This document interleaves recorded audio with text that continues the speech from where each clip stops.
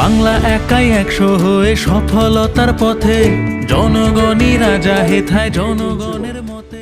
আপনাদের দোয়ায় বাংলার মুখ্যমন্ত্রী হন মমতা বন্দ্যোপাধ্যায়।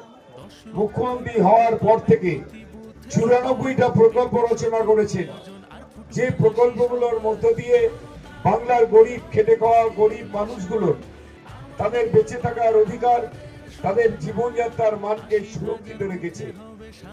জন্ম থেকে মৃত্যু পর্যন্ত একের পর এক প্রকল্প, জননী সুরক্ষা দিয়ে শুরু, সমবেতে দিয়ে শেষ, মাঝখানে বিনা পয়সায় রেশন থেকে স্বাস্থ্যসাথী, সবুজ সাথী, কন্যাশ্রী, ঐক্যশ্রী, বিধবা ভাতা, বার্ধক্য ভাতা, মানবিক ভাতা, লক্ষ্মীর ভান্ডার, রূপশ্রী, বিভিন্ন প্রকল্প দিয়ে আজকে বাংলার মানুষ অর্থনৈতিকভাবে সুরক্ষিত আছে।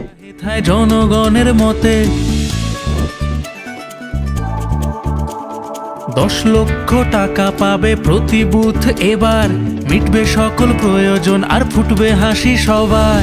জনতার মতে হবে মুশকিল আসান, আমাদের পাড়া আমাদের সমাধান। 80,000 বুথে হবে 27,000 শিবির, এই দেশেতে প্রথমবার সৃষ্টি হবে নজির। ভবিষ্যৎ গড়ছি মোরা হাতে হাতে রেখে, তাই তো বলি দেশ শিখছে বাংলাকে আজ দেখে। জনতার মতে হবে মুশকিল আসান, আমাদের পাড়া